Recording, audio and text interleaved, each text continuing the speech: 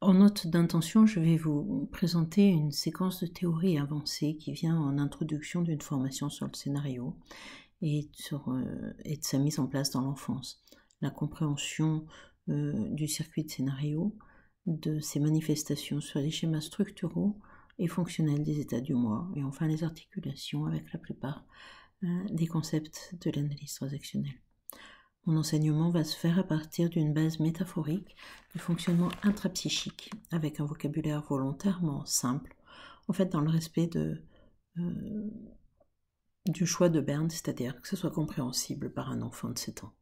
Mon objectif est de permettre aux étudiants d'avoir une vision d'ensemble en fait de l'analyse transactionnelle et d'intégrer l'interconnexion entre la plupart des concepts de l'analyse transactionnelle. Et enfin, d'approcher une posture relationnelle d'accueil inconditionnel à partir de la philosophie de l'AT. Mon enseignement va se dérouler en 4 parties. La première partie touchera ou concernera le développement naturel de l'enfant. La deuxième partie, on va appeler cet enfant Petit Paul, à partir de la deuxième partie. Ça va être Petit Paul face à la gestion d'un stress et comment le mettre aux abris. La troisième partie sera la mise en place des stratégies d'adaptation et de protection de survie de la part du petit adulte et du petit enfant, et du petit parent, pardon. Donc ce sera l'adulte et le parent aux commandes pour protéger Petit Paul. Et enfin la dernière partie, qui sera une partie de conclusion, ce sera la prise de conscience et le choix d'une posture d'accueil inconditionnel en analyse transactionnelle. Voilà, donc on va démarrer par le développement naturel de l'enfant. Avant tout, je vous propose donc de parler de développement naturel de l'enfant dans un environnement sécure, stable, fiable, prévisible et bien sûr aimant. Ce qui sous-entend donc que ses besoins fondamentaux, notamment besoins de structure, de stimulation, de reconnaissance, sont globalement satisfaits. Ses parents sont présents et suffisamment bons au sens winnicottien du terme, c'est-à-dire 30% vraiment bon, vraiment là, vraiment en contact, 50% banal, et puis avec une possibilité de 20% de défaillance dans leur attitude par rapport à leur enfant. L'enfant, du coup, va pouvoir, dans ces conditions-là, se développer avec une énergie fluide. Il va rester en contact interne et quand il en aura besoin, il saura se nourrir des contacts avec les autres, c'est-à-dire avec ses parents, avec sa famille, et puis avec sa nounou, ses grands-parents, etc. Cet enfant, en fait, dès la naissance et au fur et à mesure du temps, va naturellement intégrer en fait, qu'il existe, qu'il est important, que ses besoins sont naturels et qu'ils peuvent être satisfaits, qu'il peut être lui-même, qu'il peut être proche, qu'il peut être en confiance.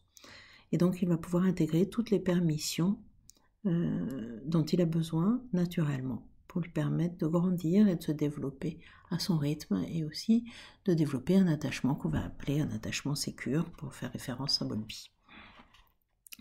Les difficultés et les frustrations qu'il va rencontrer seront supportables et dépassables. Et même si elles lui demandent un effort d'ajustement, elles vont lui permettre en fait de dépasser de nouvelles compétences et de les développer, ces compétences qui deviendront, et donc cela deviendra de belles expériences apprenantes. Il va donc grandir en musclant son moi, qu'on peut appeler aussi son soi, ses états du moi, en contact et en conscience avec son enfant naturel, donc qui va être la source de ses envies, de ses désirs les plus profonds. Donc son enfant naturel, un bon parent, et son adulte et ses capacités d'analyse, de pensée. Bref, cet enfant va se développer avec ce qu'on va appeler un adulte intégré, dans la définition de Carlo Moiso et aussi de Claudia Ramon, c'est-à-dire avec un enfant naturel, là, l'enfant naturel qui va être la source de ses envies, de ses désirs, de son soi le plus profond, de son énergie de vie, donc de sa physis, de sa créativité, de ses besoins, de ses émotions. Un parent positif développé, intégré depuis ses figures parentales proches, porteurs de valeurs, de protection, de normes, de cadres, à la fois, mais aussi de permission et d'un côté nourricier qui sait comment être là pour. Et enfin, évidemment, avec un adulte et toutes les capacités de l'adulte qui a les capacités de penser, d'analyser les situations, de prendre des décisions et d'agir en fonction de ce qui se passe ici et maintenant.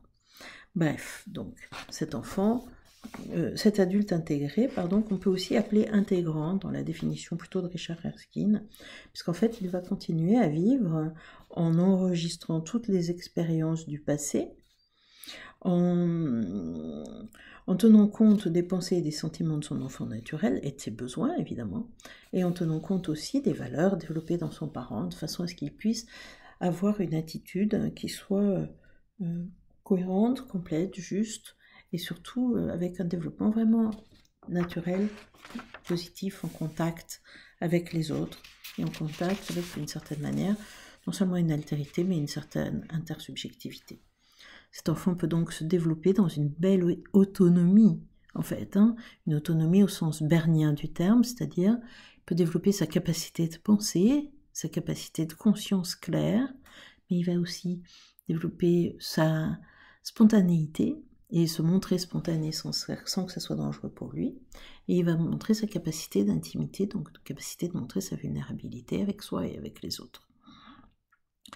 Il va garder son intersubjectivité naturelle et innée, c'est-à-dire sa capacité de respect de soi et des autres, ce qu'on dit, nous on a été le côté ok, ou le côté on est tous princes et princesses, ses capacités naturelles d'empathie, d'entraide et de collaboration. Et on sait aujourd'hui, par toutes les études et les analyses qui sont faites au niveau, les études qui sont faites auprès des enfants et les analyses qui sont faites au niveau des neurosciences, que l'intersubjectivité, c'est vraiment le côté naturel de l'être humain. L'être humain naît bon, selon la philosophie de Berne, effectivement, l'être humain naît prince et princesse. Et a une capacité d'intersubjectivité qui est forte. Donc ainsi, il va évoluer dans la vie en développant tout son potentiel, en fait, en fonction de qui il est vraiment, qui il est profondément, qui il est naturellement, dans son identité unique et pour autant relié et interdépendant avec les autres, on peut dire même avec la nature, l'univers, d'une façon générale. Il va évoluer dans la vie en développant tout son potentiel en fonction de qui il est profondément, naturellement. Dans son identité, je viens déjà de le dire, excusez-moi, je reprends. Et en fait, dans un monde suffisamment bon, tout devrait se passer comme ça.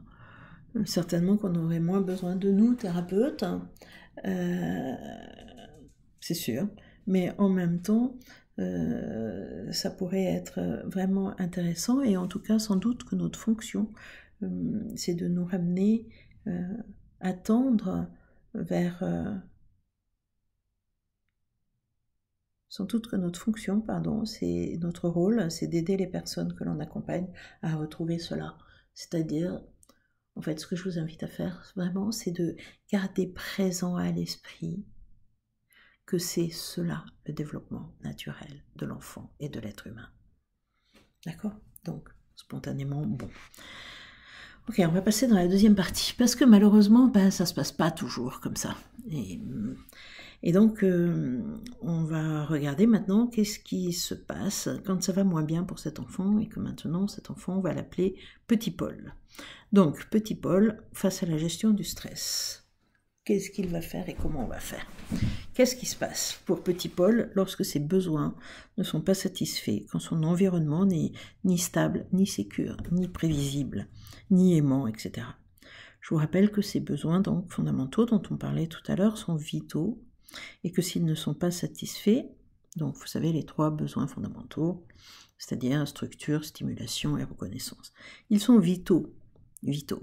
Ça veut dire que s'ils ne sont pas satisfaits, Petit Paul risque réellement de mourir psychiquement déjà, dans un premier temps, avec par exemple l'hospitalisme, ça fait référence aux travaux de Spitz, entre autres, mais vous savez, les enfants qui ne sont pas qui sont laissés pour compte, qui n'ont ni stimulation, ni reconnaissance, ni structure, en fait, basculent deviennent des robots, ou souffrent d'hospitalisme. Mais aussi physiquement, puisque évidemment, petit Paul est totalement dépendant de ses parents, et qu'il ne peut pas se nourrir seul, il peut pas... il peut rien faire tout seul, en fait. Donc petit Paul va devoir répondre en fait à cette question fondamentale qui dit qu'est-ce qu'une personne comme moi fait dans un monde comme ça avec des personnes comme vous. Autrement dit, comment je vais faire, moi petit Paul, pour être nourri, pour être assez accepté, assez aimé, et pour moi-même aussi accepter et supporter ce qui est en train de se passer ici avec des gens comme vous, compte tenu de mes possibilités, de mes capacités actuelles.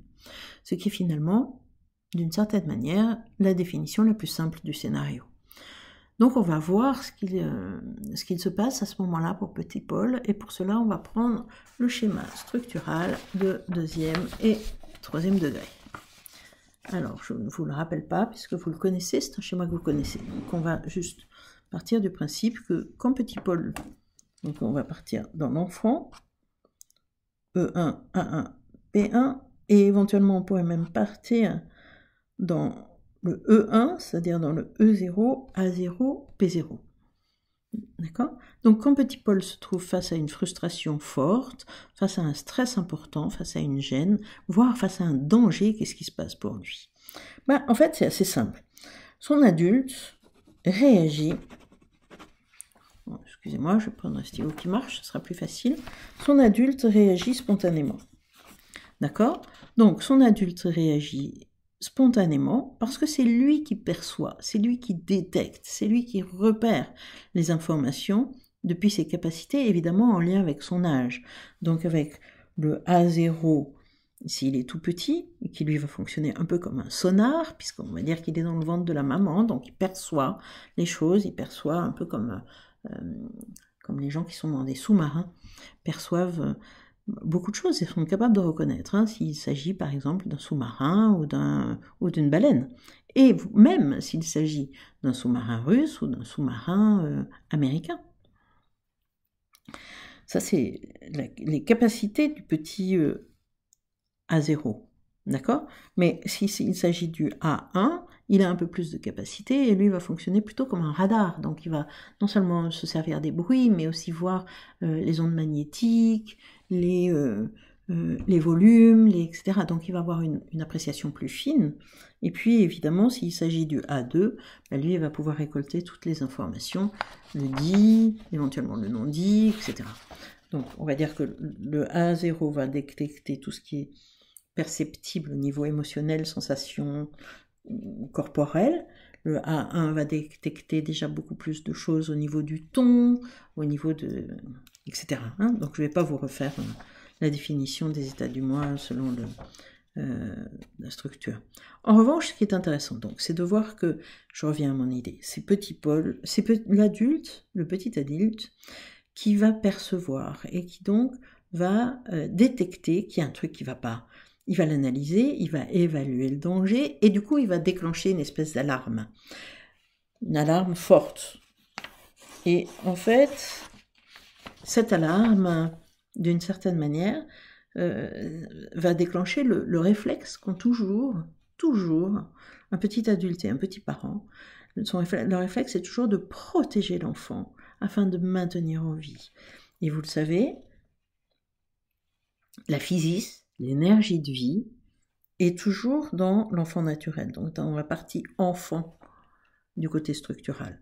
D'accord ? Et particulièrement, et donc on a toujours, comme l'objectif c'est toujours de rester en vie, quoi qu'il arrive, et de trouver des solutions pour être suffisamment nourri et pour pouvoir survivre, quitte parfois à s'abîmer au passage, voilà.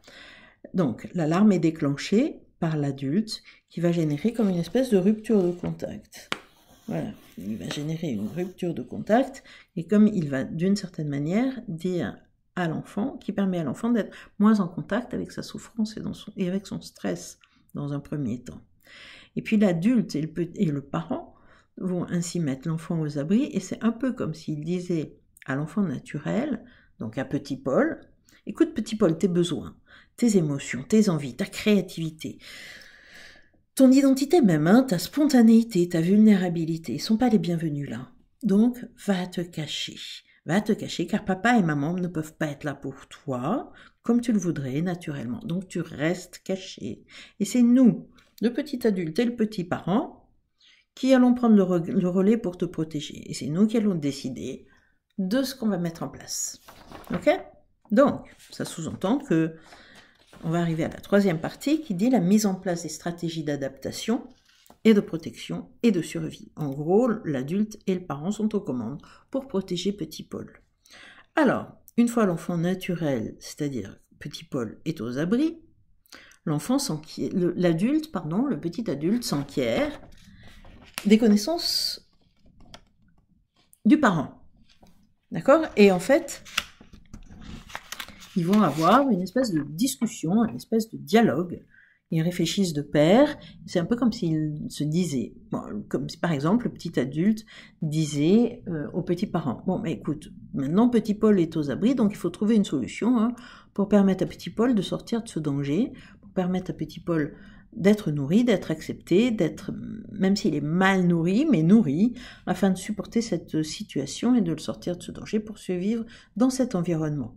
Quitte à perdre un peu de qui il est au passage, mais au moins, il faut qu'il reste en vie, c'est vraiment important, et donc il faut qu'on réfléchisse. Et donc le parent lui dit, moi je sais très bien comment ça fonctionne dans cette famille, donc je sais ce qu'il faut faire. Parce que je suis une manifestation de ce que j'ai introjecté de papa, de ce que j'ai introjecté de maman, donc je sais très bien comment faire avec eux.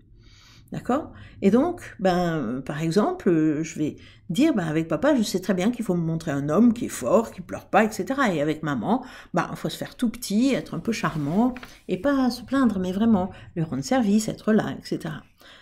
Par rapport à ça, donc, le petit adulte va dire, ok, donc on va mettre en place des comportements, des pensées, des sentiments qui vont le sauver.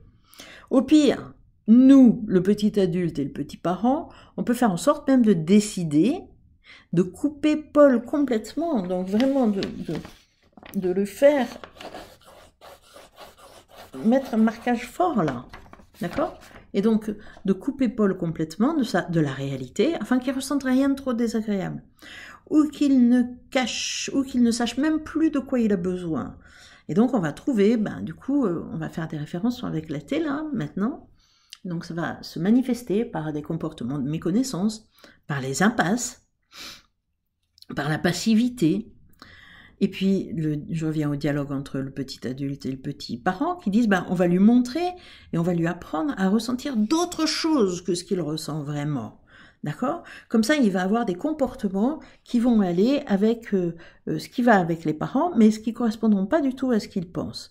Du coup, on va pouvoir, nous, observer des sentiments parasites. Donc, on va pouvoir observer les méconnaissances, les impasses, des sentiments parasites. On va voir quasiment tous les concepts d'AT vont y passer. Les états du moi négatifs, dans le fonctionnel, les jeux, tous les jeux psychologiques, et enfin on va pouvoir faire en sorte qu'il croit. Je reviens au dialogue, on va pouvoir faire en sorte qu'il croit que tout ça c'est normal, que c'est même la vie, et que la vie est comme ça, et que de toute façon, c'est même sûrement de sa faute. Donc c'est sûrement lui qui est fautif, peut-être même qu'il est mauvais.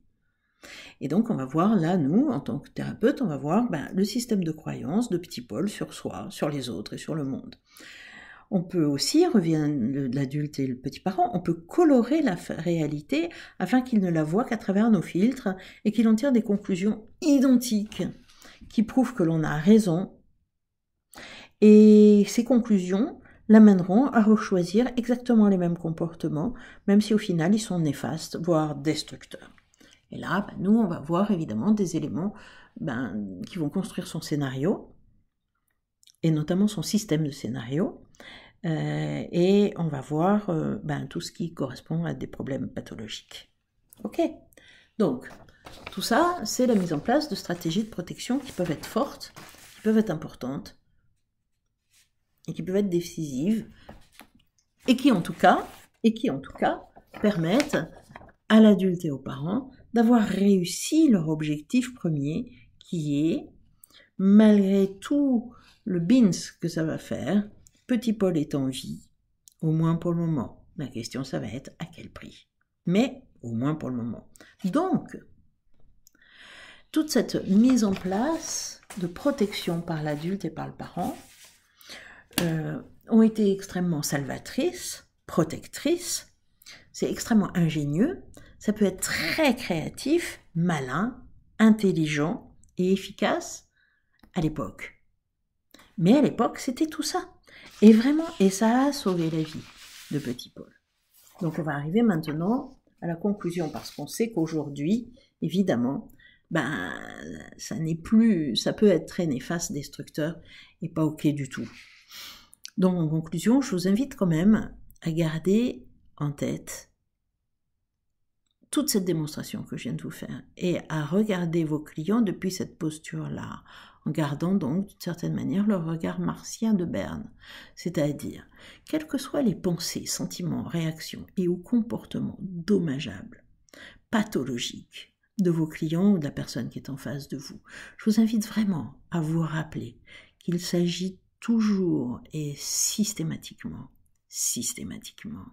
d'une action mise en place par un petit adulte, en accord avec un petit parent, pour protéger et maintenir en vie l'enfant naturel. Même si aujourd'hui on en constate le prix que ça a coûté, même si aujourd'hui on constate à quel point c'est délétère, dangereux, pas bon, mais ça a été salvateur, protecteur, malin, intelligent, créatif. Ok ? Si vous gardez ça présent dans la tête, ça va vous permettre d'avoir un accueil, en général en tout cas, ça permet d'avoir un accueil inconditionnel positif de la personne qui est face à vous. Parce que ça nous aide à rentrer en contact avec l'enfant qu'il a été et avec ce qu'il a vécu dans son enfant. Ça nous aide à voir l'enfant qui est derrière l'adulte qui est aujourd'hui et à avoir envie de découvrir son histoire, de savoir qu'est-ce qui a fait qu'il a mis en place tout ce système de protection. D'accord ? Et puis, du coup, ça va nous donner les moyens et l'énergie parfois pour l'accompagner et l'aider à retrouver son chemin vers son enfant naturel, vers son autonomie et vers son intersubjectivité, puisque je reviens à ce que je disais tout à l'heure. Finalement, l'intersubjectivité est ce qui est le côté naturel de l'être humain. Voilà. On y reviendra certainement plein de fois. Ce que je vous invite à faire maintenant, c'est en revanche de poser toutes les questions que vous avez envie de poser et de voir aussi comment vous réagissez à tout ça.